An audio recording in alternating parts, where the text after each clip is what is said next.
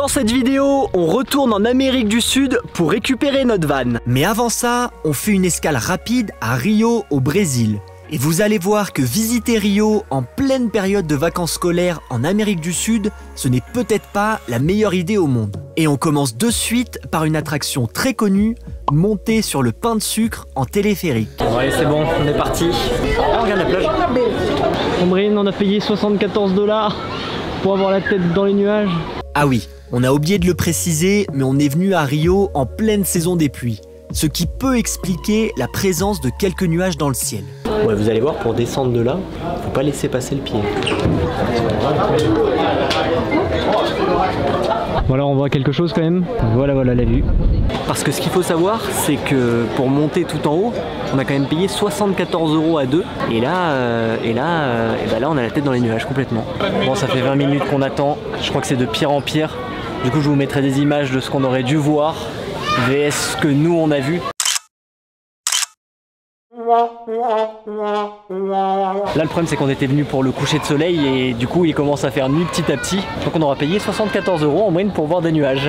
On a vu un petit peu quand même, mais on n'a pas vu ce qu'on aurait dû voir normalement. Bon, changement de plan. Comme en fait la première petite montagne elle est pas dans les nuages, je pense qu'on va abandonner la montagne la plus haute pour essayer quand même de voir quelque chose. On était juste là tout à l'heure, vraiment tout la tête dans les nuages. Mais par contre du coup d'ici on voit un petit peu mieux ce qu'il y a. Et si vous avez des doutes sur le fait qu'on soit au Brésil, attendez, je vais vous montrer la preuve qu'on est vraiment au Brésil. Je suis un peu déçu de ne pas en acheter ici, mais bon. Ça c'est pas le paradis, c'est le paradis de la tongue. Un magasin Havaianas au Brésil. Ça pour le coup c'est vraiment le paradis de la tongue. Putain, je suis déçu de ne pas pouvoir en racheter une ici. Voilà Ombrine, on voit un petit peu mieux ici. Ouais, mais on voit pas les plages du coup de l'autre côté. Ah, on voit pas les plages de l'autre côté, mais on en voit une quand même là, regarde. Celle où il y a tous les bateaux.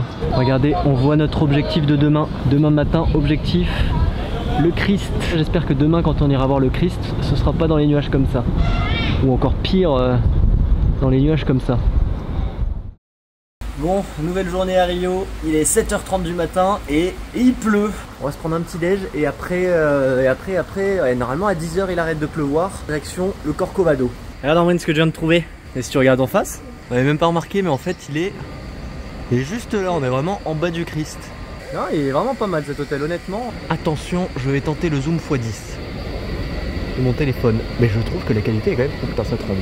A few moments later. Bon, finalement, le temps qu'on ressorte de la chambre, bah maintenant le Christ il est complètement dans les nuages. Donc on va pas faire ça de suite, on va essayer de faire ça plutôt demain matin. Apparemment il y a une petite fenêtre d'ouverture demain matin où il devrait faire beau. Donc qu'est-ce qu'on va faire du coup Ombrine? On va visiter le quartier bohème de Rio. Et c'est là où il y a les escaliers colorés qu'on voit de partout. Donc changement de plan, on prend la direction du quartier bohème de Rio. Et pour se déplacer, on utilise les bus qui sont très propres et dans lesquels tu ne peux vraiment pas frauder. Et après 30 minutes, on arrive au pied de ces fameux escaliers. Et je vous avoue qu'en arrivant, quand j'ai vu le monde qu'il y avait, j'ai vite regretté notre temps au Salar d'Uyuni quand nous étions seuls au milieu du désert. Bon, j'ai l'impression qu'il y a du monde aux escaliers, hein. En fait, tu vois même plus les marches. Tu vois même plus les marches. Il y a tellement de monde. Bon, du coup, alors c'est les vacances scolaires hein, ici à Rio, mais il y avait vraiment beaucoup de monde. Beaucoup trop de monde qui essayait de prendre des photos un petit peu de partout. Qui te demande gentiment de te casser parce que tu es sur la photo. Donc c'était tous les 20 mètres, un mec qui s'arrêtait. Ok, tous les 20 mètres. Tous les mètres, un mec qui s'arrêtait et le photographe qui disait de pousser de la photo. Donc peut-être un petit peu trop de monde. Peut-être le matin en arrivant tôt, ça aurait été mieux. Bon, maintenant on va direction d'une cathédrale. C'est le truc un peu bizarre qu'il y a derrière moi là. Parce que d'extérieur, ça fait vraiment pas cathédrale. Hein. Mais en vrai, il m'assure que c'est une cathédrale. Mais oui, c'était bien une cathédrale. La cathédrale Saint-Sébastien de Rio de Janeiro, qui mesure 80 mètres de haut et peut accueillir jusqu'à 20 000 fidèles.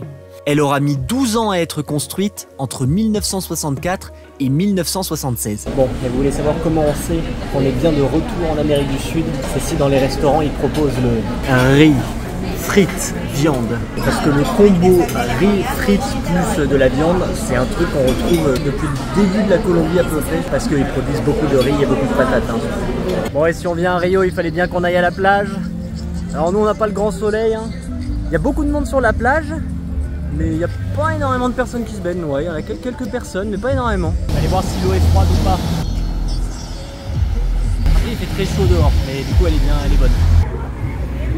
Ouais, apparemment à Rio, le beach volley n'est plus du tout le sport national. Le sport national maintenant, apparemment, c'est le paddle. Regardez ça.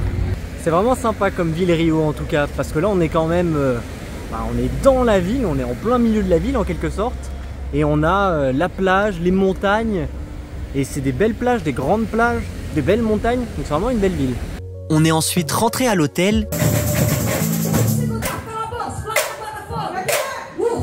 Et avant de partir se coucher, on est allé jeter un coup d'œil à notre objectif de demain matin. Le lendemain, on s'est levé tôt pour aller voir le Christ. Bon, apparemment, on n'était pas les seuls à avoir eu l'idée de prendre le train ce matin. Le trajet est très marrant. Le train monte à travers la forêt, parfois à pic, et une fois arrivé en haut, la vue sur Rio s'offre à nous. Bon c'est bon, on vient juste d'arriver au Christ. Alors le monde, mais c'est la folie, c'est dingue le monde qu'il y a. Je pense que le fait qu'on soit en pleine vacances scolaires en Amérique du Sud, ça y joue pour beaucoup. Mais il y a vraiment énormément de monde. Par contre la vue, ça vaut vraiment le coup. Je pense que c'est mieux que le pain de sucre comme on est plus haut. Parce que là regardez, il y a le Christ juste là. Et là regardez derrière, on a la vue sur tout Rio. C'est vraiment super beau. Et là, c'est le pain de sucre, c'est ce qu'on a fait... C'est ce qu'on a fait le premier jour qui était dans les nuages. Bon du coup c'est à dire qu'on a quand même bien fait d'attendre et de pas y aller hier, parce que hier ça c'était la tête dans les nuages. Et là nous on a vraiment grand ciel bleu.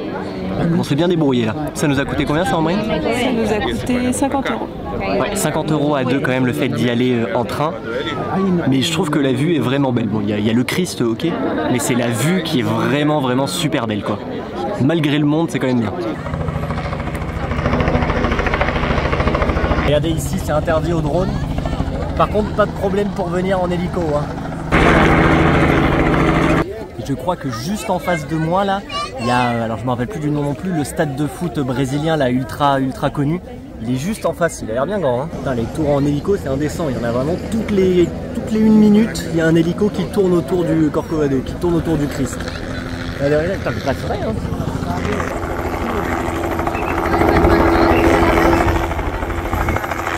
Il y a certains hélicos, on a l'impression qu'ils se mettent à 10 mètres de la tête des gens, quoi. Est-ce que tu t'es senti en insécurité à Rio, Ambrine? Pas du tout. Je pensais, parce que le Brésil il a un peu une mauvaise image des fois, mais pas du tout. Après, on a fait que les quartiers très touristiques. Donc si on s'était éloigné un peu, peut-être que ça aurait été différent, mais là non. Franchement, comme on n'avait jamais fait le Brésil, on savait pas trop à quoi s'attendre. Et en tout cas, Rio, parce que moi j'avais quand même, il y a des moments, j'avais ma grosse caméra, j'avais le gimbal, enfin j'étais pas discret en termes d'équipement, mais il n'y a aucun moment où vraiment on s'est senti en insécurité ou autre. Donc ça donne envie de visiter le Brésil en van quand même, hein. Sauf pour la chaleur, parce qu'il fait vraiment chaud. Enfin là il fait vraiment chaud, parce qu'on est en plein été. Je vous apprendrai que au pied du Christ, il y a une petite chapelle. Je sais pas s'ils sont en train de faire une messe ou baptiser, mais il y a une petite chapelle. Et par contre c'est vraiment un scandale, hein. Il y a des groupes organisés de partout, mais genre là par exemple, derrière moi, il y a un mec qui s'est arrêté avec son groupe là de 30 personnes et qui bloquait l'entrée pour retourner au train. Donc toi tu sais pas où c'est l'entrée, tu vas à un endroit et te dis bah non il faut retourner là-bas, il faut aller là. En fait là tu as 40 personnes qui sont juste devant l'entrée et qui bloquent. Et là même chose, juste derrière moi là il y a un groupe numéro 10.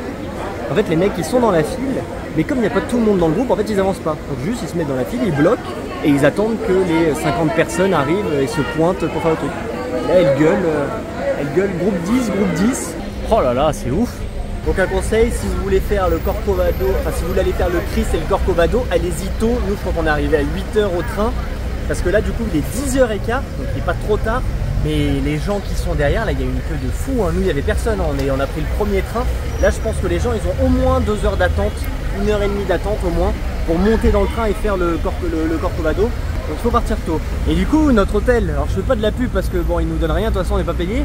Mais il est vraiment pas trop mal pour ça. Parce que là on est en fait à 2 minutes à pied de l'hôtel. On a juste à marcher 2 minutes. Et après on va prendre l'hôtel, on est à l'hôtel. Toutes les infos sur l'hôtel et notre séjour à Rio seront disponibles dans une semaine dans notre guide sur Rio. Vous pourrez le télécharger gratuitement en allant sur le fil d'actualité de notre page Patreon. Le lien est dans la description. Bon, dernier jour au Brésil. Là il est très tôt, il est 3h50. Et on s'apprête enfin à retourner en Bolivie. Là on va aller à l'aéroport. Et direction, alors on va direction Sao Paulo et ensuite Sao Paulo Santa Cruz. C'est-à-dire qu'il est 3h50 et normalement on arrivera à Santa Cruz à 4h de l'après-midi. On va faire une grosse journée d'attente où il n'y a pas grand chose à faire. Mais on va aller retrouver notre van On va voir dans quel état il est. J'espère qu'il est en bon état vraiment. Bon, cette matinée elle commence mal, hein. Alors la compagnie qu'on avait pris à l'aller, notre bagage il a pris 5 kilos comme ça par magie, on sait pas comment, donc ils voulaient nous faire payer des suppléments. On leur a dit bah non, il y a 2 jours il faisait 5 kilos de moins, là il fait 5 kilos de plus, je vois pas pourquoi on payerait, alors qu'on n'a rien acheté. Et donc le mec pendant une demi-heure il a fait je sais pas quoi, et là il nous a dit non mais en fait votre vol il est annulé, allez acheter un ticket dans une autre compagnie, alors normalement on n'a pas à payer. Donc je sais pas, Ambrine elle a... Qu'est-ce que tu as Ambrine? J'ai un code voilà. Avec l'heure de notre vol. On a un code avec l'heure d'un vol et il faut qu'on aille acheter un billet chez une autre compagnie. Alors du coup le vol il est une heure plus tard, donc ça c'est pas grave parce qu'on avait 6 heures de correspondance. Mais je sais pas, c'est chelou. Bon on va voir, on n'est pas encore arrivé hein. Bon c'est bon, on a réussi à avoir notre vol avec l'autre compagnie. Donc on n'a rien eu à payer, c'était déjà tout fait en interne. Par contre je pense que le monsieur de la compagnie là, je sais plus comment elle s'appelle, il nous a un petit peu menti parce que le vol qu'on devait prendre de base, bah, il n'est pas du tout annulé. Et d'ailleurs les gens ils embarquent dans 5 minutes là. Donc on pense qu'en fait ils ont fait du surbooking. Et comme nous déjà il y avait eu un peu les problèmes de poids, on avait dit bon c'est un peu du foutage de gueule. Je pense qu'il n'a pas dû oser nous dire bon c'est du surbooking donc vous devez trouver un autre vol. Et du coup il nous a dit ben le vol il est annulé, maintenant c'est tout ça. Mais bon voilà, bon, le tout c'est qu'on arrive de toute façon jusqu'à Santa Cruz et qu'on retrouve notre van. Ambrine, est-ce que tu es excitée de retrouver notre van? Pas vraiment. Quoi? Pourquoi? Je pourrais essayer de reprendre le voyage, mais le van... ouais. Qu'est-ce qu'il y a? Vivre dans 3 mètres carrés, ça ne te tente pas, ça ne t'intéresse pas plus que ça? Non, mais surtout c'est qu'il va faire chaud à Santa Cruz et je pense que j'ai un peu peur de ça, de dormir alors qu'il va faire 30 degrés. Ouais. Comme l'Amérique centrale. Normalement on fait qu'une seule nuit à Santa Cruz, donc il y aura une nuit qui sera peut-être chaude et humide et après on sera de suite dans les montagnes, donc ça devrait aller. Bon c'est bon, on vient d'arriver à Santa Cruz, on a tous nos bagages avec nous, donc bonne nouvelle, surtout qu'on l'avait pas dit mais dans les bagages on a des filtres, un snorkel, une pompe, donc on avait plein de choses, on avait peur qu'ils nous embêtent un peu et qu'ils nous disent mais qu'est-ce que c'est tout ce matos que vous ramenez. Au final personne nous a embêtés, donc ça s'est très bien passé. Et voilà, on l'a fait. Tu es contente Ambrine? C'était long, mais regardez, on le voit de là. Il a l'air vivant, la porte a l'air toujours fermée. En tout cas, j'ai l'impression que personne n'a forcé le van, c'est déjà ça. Maintenant, on va voir s'il redémarre, s'il démarre du premier coup. Parce qu'il y a quand même une petite chance que la batterie, comme on l'a pas débranchée, une petite chance qu'il ne veuille pas démarrer. Mais bon, c'est pas la fin du monde ça. Bon, gros soulagement, notre van est vivant. Mais vous allez voir dans le prochain épisode que notre retour à la van life ne s'est vraiment pas passé comme on l'avait prévu. Oh, j'ai peur. N'oubliez pas de vous abonner et de laisser un petit commentaire et à la semaine prochaine. Ciao.